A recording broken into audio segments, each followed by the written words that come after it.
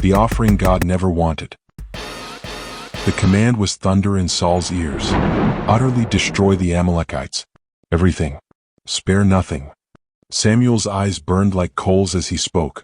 No compromise. No prisoners. No plunder. This was God's war. Saul marched out like a king unleashed. Swords flashed.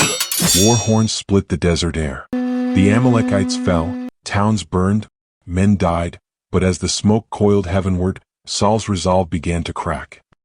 He saw them. Fat sheep. Low and heavy with wool. Prime cattle. Muscled and worth a fortune. Too valuable to waste. Then came Agag, the Amalekite king, dragged before Saul in silver chains. Regal. Defiant. Useful. Saul hesitated. Mostly obeyed his disobedience. The people begged, keep the best sheep. Sacrifice them to God. Saul nodded. Agag? A trophy, he reasoned. Proof of our victory. He even raised a stone monument to himself. Then came Samuel. The old prophet stood ankle-deep in ashes, the stink of war clinging to his robe. What? His voice cut the silence. Is this bleating of sheep? Saul beamed. We destroyed the rest. We kept the best, to sacrifice to the Lord. Samuel's grief was a physical thing. Does the Lord delight in sacrifices, or obedience? You rejected his word. You chose greed over grace, praise over purity.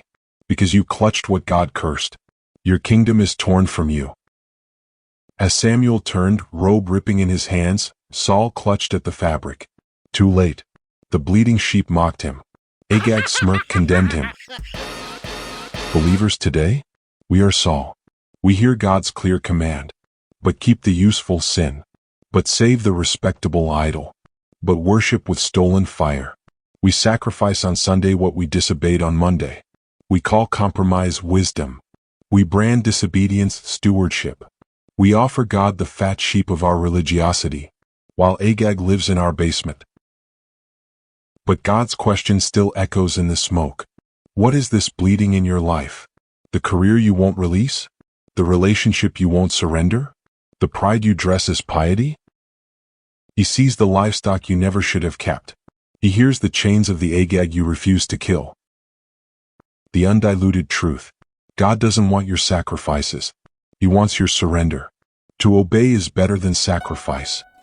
1 Samuel 15 verse 22. Tear down the monument to your name. Slay every Agag. Burn the livestock. Obedience isn't partial. Holiness isn't convenient. The God who commands is the God who deserves all.